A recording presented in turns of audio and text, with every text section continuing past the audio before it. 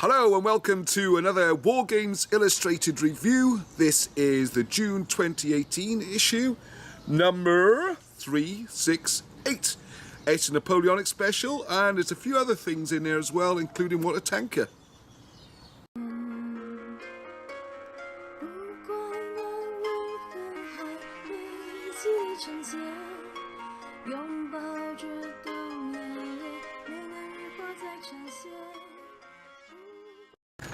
Alright, let's crack into it. Now, thank you for all the feedback last month. People said the contents was the biggest thing.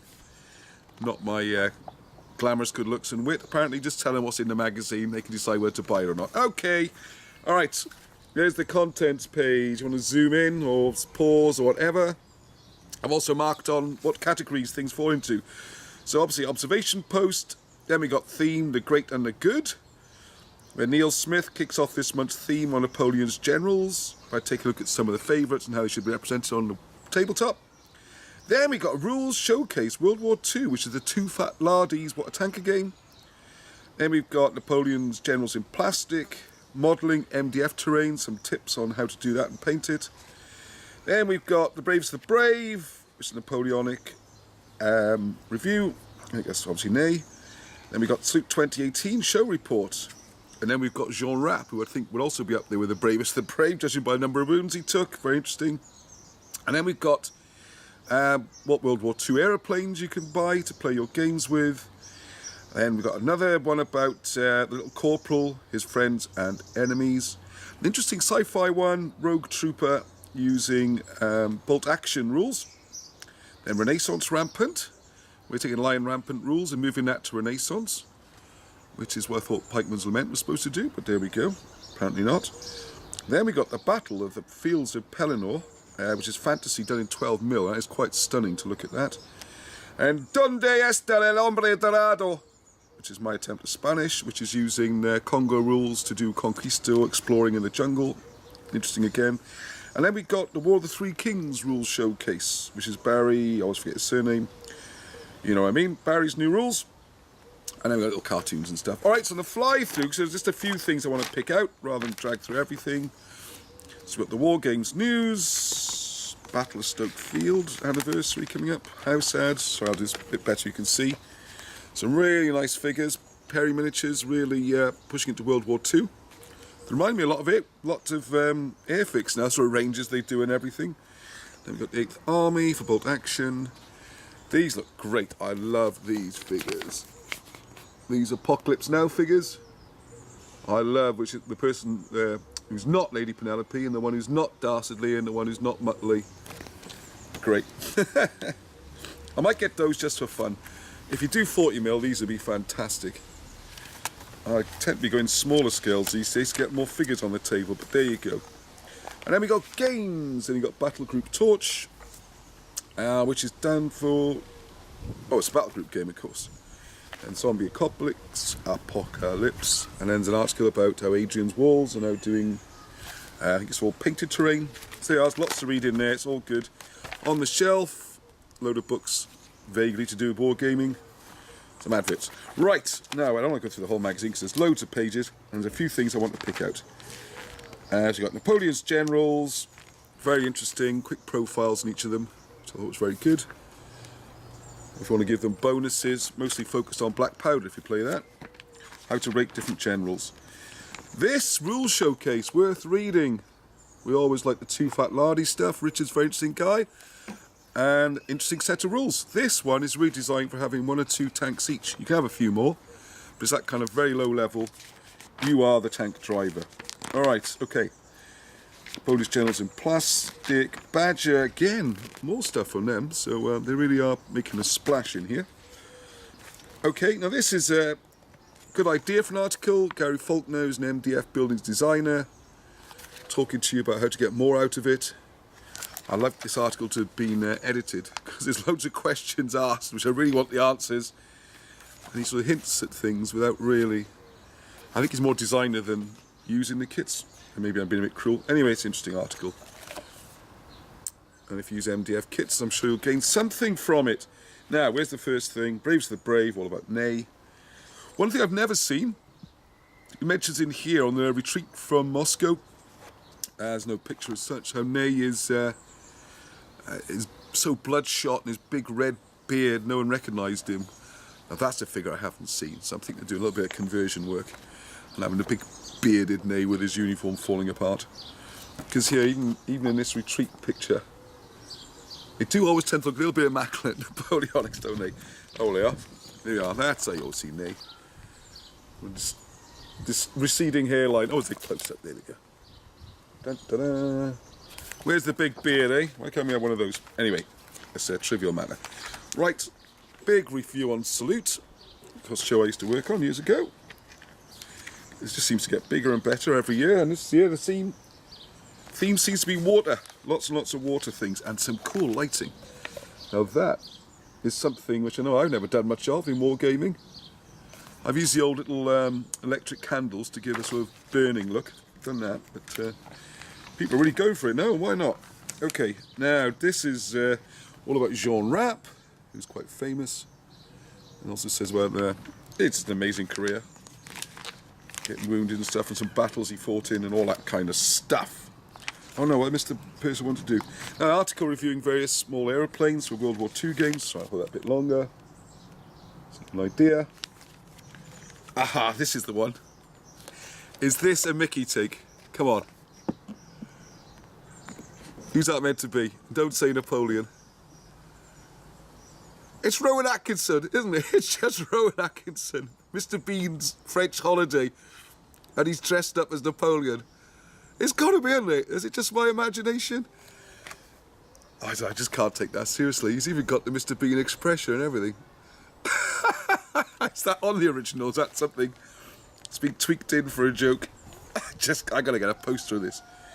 Where is the artwork for this one? Anyway, it's Peter Dennis from CMD 1 Napoleon Bonaparte, Osprey Publishing. And I want to buy a poster. Mr. Bean does Napoleon.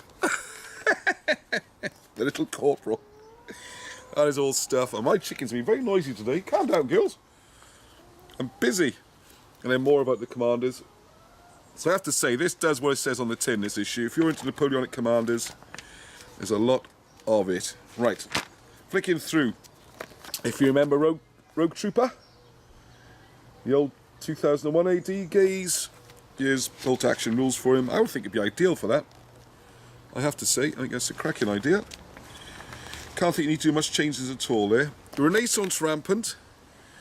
Well, it can't be worse than Pikeman's Lament, can it really? Let's be honest. I've gone through it all, and I don't know. It's worth a read. There's a lot of ideas. They're well explained. I think they play tested it, so maybe we'll give that a go sometime. So I think part of the problem is you're trying to use large scale, large unit weapons like pikes and stuff. You wouldn't really want a pike in a skirmish. You're much better off with something smaller that you can manage. So it's trying to... Anyway, what is good on this, and I'm drifting around, is some really cool scenarios which are based around Henry VIII's campaign, which doesn't get a lot of coverage. Some beautiful models. Here's the one in the river. Oh, I've gone past it. Hang on. What's going on in there? A fox in there or something? Wouldn't come this close to me, surely. Anyway, so that's pretty cool. I'm talking about spectacular. Look at this. Battle of Pelennor Fields, done in 12mm, mostly Pendragon, and then you've got the Callistra with all their the text, the hex tiles. It's just great. It's sort of influenced by the movies, but not really a slave to them. I mean, that looks, I have to say, well, I love the films, but I do have a bit of trouble with the Mamelukes. They're just like 80-foot high skinny legs. I'm not sure that would work.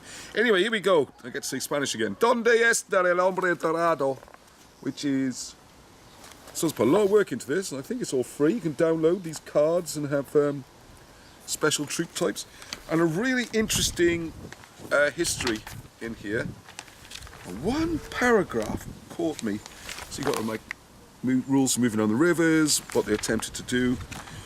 And he goes on to talk about how I'll give you an idea. The Spaniards thus considered those, it basically says they read out the declaration in the language of Catalan, which said they now own the land and you got to do what they say.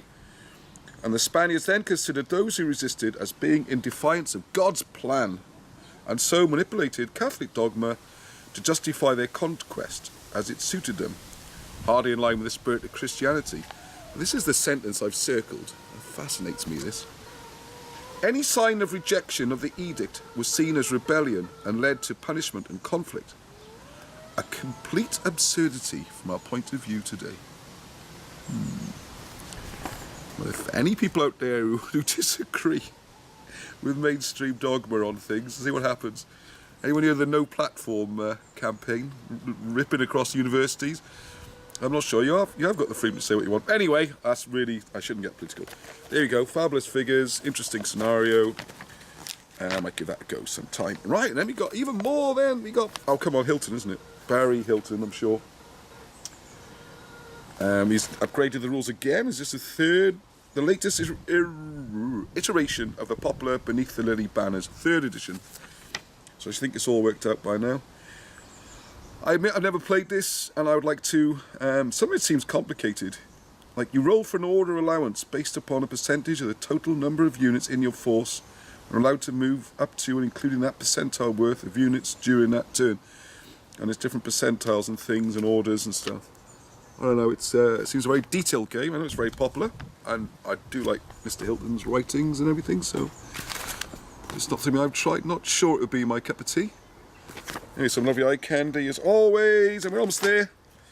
I don't know how long this has been. I've sort of done it slightly differently. Just, yeah, that's it really. And then, oh yeah, Saga on the back, Age of Crusades. I have a little moan here, because I bought the previous Age of Crusades, doesn't seem that long ago, a year ago or something. Cost about 30 quid, and now it's redundant. So, thanks a lot for that. I played Tomahawk or Gripping Beast. Anyway, it's an expensive setup, and I really want to try the Byzantines, because I'm going to do a series of videos soon on the 6th century Britons and their campaigns, and other armies actually were a lot more like Byzantines than they were sort of barefooted spear chuckers you tend to see in most iterations, to use my new word of the day. So there you go, really good issue, especially for the Napoleonics. Just a quick recap at the beginning, because I've categorised all the content.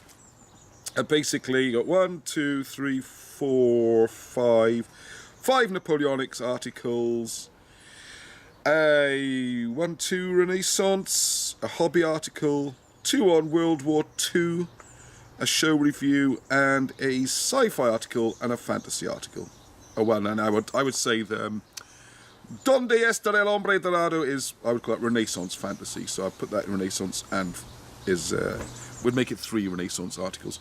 So there you go, nothing for ancients, nothing Dark Ages, but there's been a lot of Dark Ages lately. And it does have a guide to the next month's issue, which is a multi-period topic of Wars of Succession, with Diadochi and Alexander. It's always the Greeks, we love them. So there you go, and Middle East. There's a lot more ancients. Next month we've also got some ultra-modern gaming, plus World War II Battle for Crete, and designers' notes for the up-and-coming 7 TV Apocalypse, plus much more besides, and there's some blokes on horses, so the ancients next month. There we are, so hope you enjoyed that. Please fire away, keep the messages coming. If you put them on the comments, it's nice, because then everyone gets to see them, and which is nice of me. And if you put a like or something, I think it helps people find the videos. So until the next time, keep rolling!